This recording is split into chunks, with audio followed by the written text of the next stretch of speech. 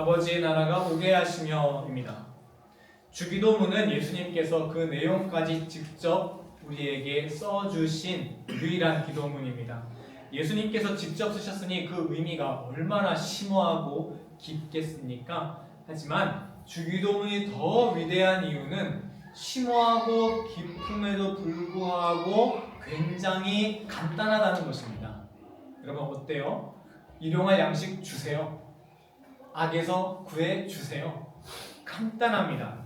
위대한 철학자라든지 아니면 정말 훌륭하신 장로님 기도문 한번 들어보세요. 이게 뭔 소린가? 위대한 말이라고는 하는데 아주 멋들어진 기도문이라고 하는데 잘 이해가 안 될 때 많잖아요. 그런데 우리 예수님이 주신 이 기도문은 그 깊이를 우리가 헤아릴 수 없음에도 불구하고 간단 명료합니다. 이해하기 쉽습니다. 하지만 단 한 부분 이해하기 조금 어렵게 느껴지는 부분이 있어요. 어떤 부분이 여러분 조금 이해하기 어려우신가요? 저는 개인적으로 바로 나라가 임하시오며입니다. 6장 10절에 있죠? 마태복음 6장 10절 함께 읽어보겠습니다. 시작.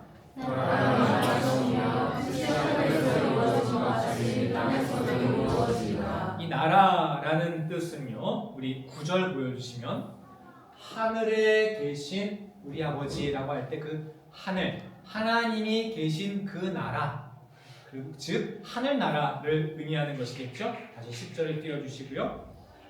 그러면 쉬운 말로 풀어보자면 하늘나라가 임하게 해주세요 라는 말인데 무슨 뜻인지 금방 파악이 되시나요? 저는 안 되거든요. 금방 그 의미가 시원하게 파악되지 않습니다. 이 문장에 사용된 단어들이 어려운 것도 아니에요. 보자면 딱 두 개 쓰였어요. 나라, 임하다. 임하다라는 동사가 조금 어렵게 들릴 수도 있는데 그냥 오다라는 뜻이에요. 오다, come. 나라가 그러면 하늘나라가 오게 해주세요. 전혀 어려운 말은 아니잖아요. 그런데 왜 이 문장이 이해되지 않을까? 나라라는 단어와 오다라는 이 단어가 서로 잘 어울리지 않기 때문이에요. 우리 상식선에서. 나라라는 표현은 뒤에 어떤 동사가 와야지 좀 자연스럽나요? 내가 그 나라에 가다, 오다가 아니라요. 나라가 오는 게 아니라 나라는 거기 있고 내가 가는 거지요. 그래서 우리는 하늘나라 하면 어떤 단어가 바로 옵니까? 거듭나면 가는 나라.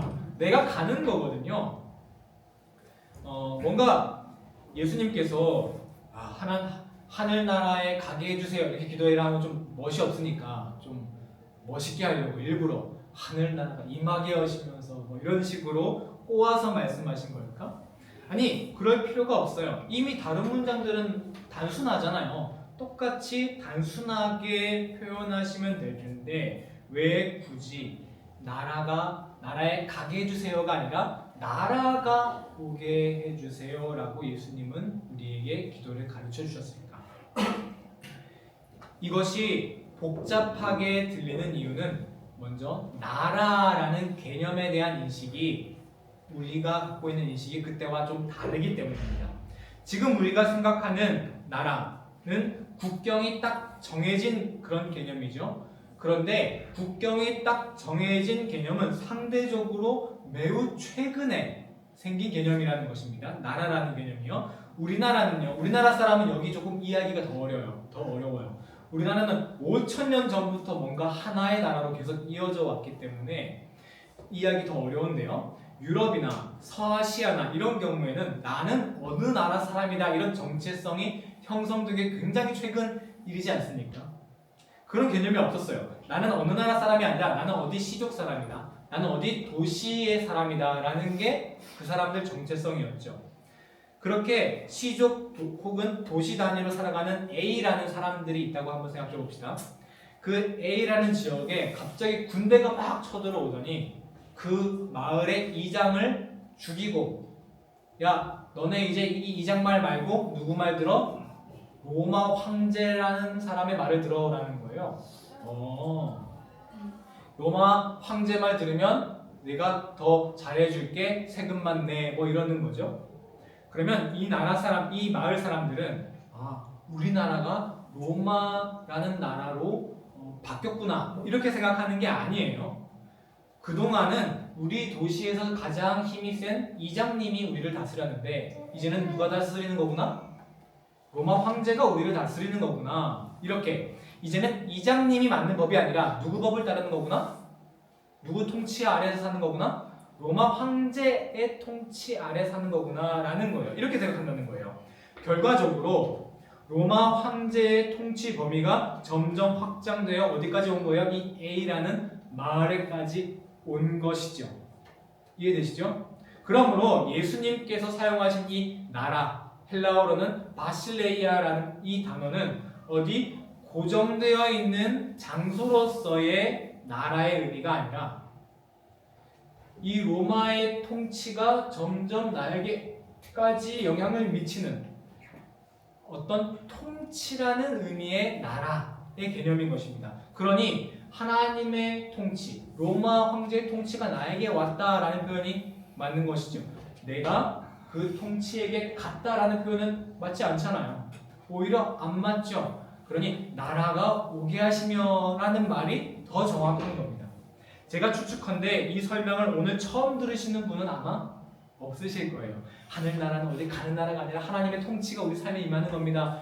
수없이 들으셨을 거라고 믿습니다. 여기에서 아무도 지금 하나님 나라에 그런 심오한 뜻이 있었어 이런 표정 하시는 분 아무도 없었어요. 제가 저는 아주 멋있게 제가 설명했다고 하는데 다 들었던 거지 뭐 약간 이런 표정이셨는데 우리가 다 어렴풋이 알고 있던 내용이잖아요. 하나님 나라는 죽어서 가는 어느 한 곳에 고정되어 있는 장소가 아니라 지금 내 삶에 하나님의 통치가 임하면 지금 내 삶이 뭐다? 하늘나라다. 뭐 이런 설교 많이 들어보셨을 겁니다. 그럼에도 불구하고 문제는 이거예요. 우리에게 하나님 나라 하면 오는 게 아니라 뭐예요? 가는 거예요. 이게 더 익숙해요. 왜 그럴까? 나라라는 개념이 우리가 너무 익숙해서 그런 것일까? 뭐 그런 것도 있겠지만 더 중요한 사실은 이거예요.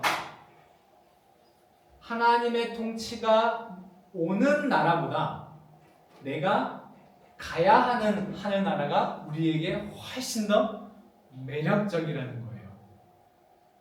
그러다 보니 하나님 나라 하면 제발 하나님 나라 그걸로 좀 해주세요. 알겠어요. 하나님 통치 오는 게 하나님 나라인지는 알겠는데 이거는 알겠고 결국엔 나 그거 주세요. 매력적이잖아요. 내가 상상하고 많은 사람들이 가고 싶었고 꿈꾸던 그 나라. 여러분이 우리가 가고 싶어하는 그 하나님의 나라, 천국은 어떤 곳입니까? 천국을 보통 이렇게 우리가 설명하면 쉬워요. 뭐가 없는 나라일까요? 뭐가 없을까요? 그곳에는 천국에는 뭐가 없을까요? 슬픔이 없어. 슬픔이 없고 또 뭐가 없을까요?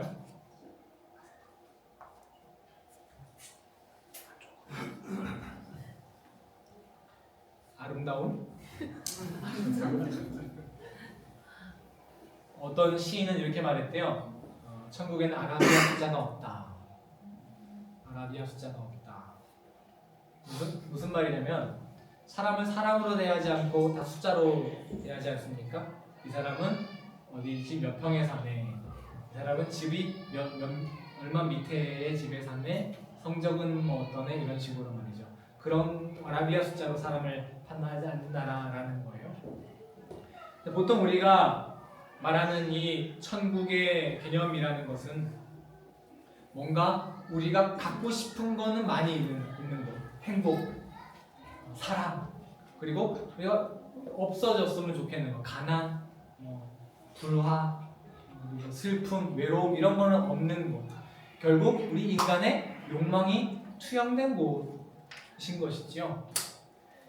그런데 이렇게 인간이 욕망에 투영된 이상적인 곳은요, 성경에 뿐만 아니라 예수님이 말씀하신 이 나라뿐만 아니라 인류의 모든 문학에 다 등장합니다. 대표적으로 토마스 모어라는 사람이 쓴 유토피아라는 책 여러분 아시죠? 바로 그런 곳을 우리는 유토피아, 혹은 낙원이라고 번역을 하죠. 유토피아. 그런데 여러분 유토피아 정말 우리의 모든 욕망에 투영된 그 이상적인 그 나라 유토피아. 유토피아라는 단어의 뜻을 혹시 여러분 아시나요? 유토피아. 라틴어인데 유가 없다라는 뜻이고요. 넌 없다. 토피아는 장소라는 뜻입니다. 그럼 유토피아의 뜻은 무엇이죠? 없는 거라는 거예요. 우리가 갖고 싶은 거 다 가질 수 있고 가지기 싫은 거 다 없앨 수 있는 그냥 이상적인 장소는 결코 이 세상에 있을 수 없다는 뜻이죠. 존재하지 않는 것을 바라는 삶은 허망합니다. 우리의 삶이 종종 좀 허무하게 느껴지는 까닭은 바로 우리가 없는 것을 바라며 살고 있기 때문 아닐까요? 우리가 신앙생활 정말 열심히 하는데 정말 천국 백성이 되기 위해서 신앙생활 열심히 하다가도 갑자기 허무해질 때 있지 않습니까? 그 까닭 무엇일까요? 우리가 바라보는 그 천국이 혹시 하나님 나라가 아닌 유토피아인 건 아닐까요? 하나님의 나라는 예수님께서 회개하라 천국이 가까이 왔다라고 선포하신 그 하나님 나라. 또 예수님의 모든 비유의 말씀은 다 하나님 나라를 설명하지 않습니까? 그 나라 완전히 새로운 것입니다. 이 세상 사람들이 항상 유토피아고 낙원이고 설명했던 사람들의 욕망이 투여된 그 나라가 아니라 하나님의 통치가 실현된 나라. 완전히 새로운 개념이거든요. 그리고 또 이 땅에 그 예수님 당시에 있을 때 그 땅에는 어느 통치가 만연해 있었습니까? 로마 황제의 통치가 만연해 있었죠. 그때 예수님이 나라가 가까이 왔다. 하나님의 나라가 가까이 왔다라는 것은 무슨 뜻입니까? 로마 황제의 통치의 세상이 아닌 그것을 무너뜨리는 하나님의 통치가 왔다. 그 로마 황제 통치를 대항해 싸우는 강력한 힘이 있는 그 나라이거든요. 그런데 우리는 그 강력하고 새로운 의미의 하나님의 나라를 고작 유토피아로 격화시켜 온 것은 아닐까요? 하나님의 나라의 의미를, 그 진정한 의미를 왜곡하는 힘은 무엇일까요? 왜 우리의 하나님의 나라를 힘을 잃고 전혀 새로울 것 없는 유토피아로 자꾸 만들게 되는 것일까요? 저는 여러 가지가 있겠지만 오늘날 오늘날을 살아가는 우리가 염두해야 될 것, 그것은 한번 따라해 주시겠어요? 분주함이 문제라고 생각합니다. 여러분, 분주함은 이 세상에서의 성공의 척도로 사용되곤 합니다. 저 이제 일정이 많이 없을 때, 방학이고 막 이럴 때 병원에서 너 퇴원비 언제 줄까 이러면은 사실 언제 줘도 아무 상관이 없거든요. 그럼 괜히 근데 잠깐만 나 스케줄 좀 봐야 될 것 같은데 이래요. 누가 유 목사님 같이 밥 먹을래요? 하면은 그냥 좋아요 라고 하면 되거든요. 언제 먹어도 상관이 없으니까. 근데 괜히 잠시만요 하고 한 3분 기다렸다가 저 괜찮아요. 그때 시간 돼요. 이렇게 답해요. 왜? 안 바쁘면 괜히 어떤 사람인 것 같아요? 좀 잉여인간 된 것 같고 성공하지 못한 것 같아요. 근데 좀 바쁘면은 좀 막 성공하는 사람 같거든요. 여러분 분명히 그런 적 있으시죠? 그런데 여러분, 사람이요 정말 사람답게 나에게 살려면 70%만 노력하며 살아야 한다는 겁니다. 70%만. 다른 사람을 위해 내어줄 자리가 있어야 하기 때문이죠. 제가 이런 경험 많이 했는데요. 한국에서 목회를 할 때 토요일, 주일 오후 이럴 때 이제 아이들이 많이 찾아오잖아요. 상처받은 성도님들이 이렇게 찾아옵니다. 그러면 마음이 덜컥 무거워져요. 그냥 목사 체면이 있으니까 들어오세요 이렇게 환대하긴 하지만 마음속으로는 이거 이 사람 언제 가지? 이거 왜요? 여러분 한국의 교회들이 일이 얼마나 많습니까? 뭐 PPT고 뭐 현수막이고 뭐 이거 여기서 1시간 얘기하고 뭐 오늘 밤새겠네 뭐 이런 생각이에요. 우리가 인생을 30%를 비워내지 않으면 사람으로 환대하지 못하고 그 사람을 처리해야 할 일거리로 여기게 된다는 것이죠. 그렇게 자꾸 그 사람을 일거리로 대하다 보면요, 우리가 사람을 환대하지 못하고 적대시하게 됩니다. 사람이 점점 마음에 여유가 없어지다 보니까 분노가 쌓이고요, 서로 받아주지 못하고 용서하지 못하게 됩니다. 그럼에도 불구하고 이 세상은 70%가 아니라 어떻게 살라고 합니까? 100%도 아니고 120% 모든 걸 쏟아부으며 살아야 된다는 거예요. 자기계발서 여러분 한국 가보시면은 한국 사람들은 미쳐 있다는 거예요. 왜? 20대에 이것에 미쳐라. 30대에는 이것에 미쳐라. 온통 자기계발서 제목들이 미쳐라. 자기의 삶의 여유를 내어주지 못한다는 것이죠. 우리 이찬영 집사님 그때 찬양하시는데 참 감동이 됐던 게 한국 찬양을 안 하셔가지고 한국 노래 하셨죠. 딱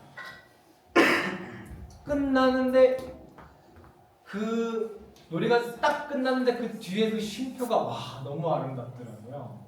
그러면 성시경 이렇게 개인적인 취향 이런 거 밝히면 안 되지만 이런 사람 노래 탁 잘하는 사람 보면은 이렇게 그 쉼표, 그 숨소리가 너무 아름답지 않습니까? 그게 없고 그냥 계속 쉼이 없는 노래가 얼마나 지루하고 아름답지 않겠습니까? 참 쉼이란 무엇일까요? 참 쉼이란 120% 꽉꽉 채우며 살아가는 삶에서 빈자리가 아무것도 없는 그런 삶에서 타인을 환대하는 여백, 삶을 하나님이 내게 주신 이 많은 것들을 향유할 수 있는 그런 여유가 필요하다는 것이죠. 그래서 여러분, 분주함을 한문으로 보면 마음심의 그 밑에 망할 망자가 붙은 단어입니다. 분주함은 우리의 마음을 망친다는 것이죠. 그리고 그 분주할 망의 그 순서를 위아래가 아니라 마음심과 망할 망을 위아래가 아니라 옆으로 이렇게 놓으면은 잊을 망자가 됩니다. 우리가 너무 분주하게 살다 보면 잊지 말아야 할 것을 잊고 살게 된다는 것이지 않겠습니까? 우리가 무엇을 잊고 살아갑니까? 너와 내가 하나님이 지으신 피조물이라는 사실 잊고 살아갑니다. 하나님이 내게 허락하신 많은 감사의 제목들 잊고 살아가게 됩니다. 그럼 우리의 마음은 점점 병들어가고 망쳐지는 것이지요. 그래서 우리는 이 분주함을 해결해야 합니다. 어떻게 이 분주함을 해결해야 하겠습니까? 나쁜 것을 걷어내는 것은 어렵습니다. 하지만요, 나쁜 것 위에 새로운 것을 부을 때 나쁜 것이 빠져나가게 되지 않습니까? 제가 아내가 요즘에 계속 많이 아파서 덕분에 집에 있기 때문에 제가 밥을 잘 얻어먹게 됐거든요. 이전보다 더 잘. 제가 좀 이거는 조절을 해야 되는데 초콜릿, 젤리 이런 건 정말 좋아해요. 그런데 이제 이가 썩을까봐 정말 칫솔질을 열심히 하거든요. 근데 최근에 충치가 2개나 발견돼가지고 충치 치료를 받았어요. 생각해보니까 정말 칫솔질이 하는 게 의미가 없을 정도로 제가 굉장히 계속해서 입에 뭘 초콜릿이고 젤리를 집어넣나 봐요. 그런데 아내가 집에서 음식을 이번 주 한 달 동안 잘해주지 않았습니까? 이제 좋은 음식이 이렇게 들어오니까 그 나쁜 음식 먹을 생각이 안 나더라고요. 그래서 예수님께서 우리에게 이렇게 기도하라고 말씀하십니다. 마태복음 6장 10절 10절 나라가 임하시오며 이 분주함으로 가득 차 있는 이 나의 마음에 무엇을 부어 넣어야 합니까? 하나님의 나라, 즉 하나님의 통치를요. 이 분주함은 온통 무엇을 위한 분주함입니까? 나의 삶, 우리 가족, 오늘날 너무 내거 나의 가족 이런 계획들로 우리가 너무 가득 차 있다는 것이죠. 그것은 다 나의 뜻이거든요. 그런데 이 나의 뜻으로 가득 차 있는 나의 마음에 무엇을 붓는 거예요? 하나님의 통치, 하나님의 뜻을 붓는 거예요. 그러면 이 땅에서 나의 뜻뿐만 아니라 하나님의 뜻을 생각할 여유가 생기게 되는 것이죠. 하나님의 뜻을 생각할 여유가 있으니까 이 기도가 자연스럽게 나오는 거예요. 자, 나라 임하오시면 그 다음부터 읽어볼까요? 뜻이 시작.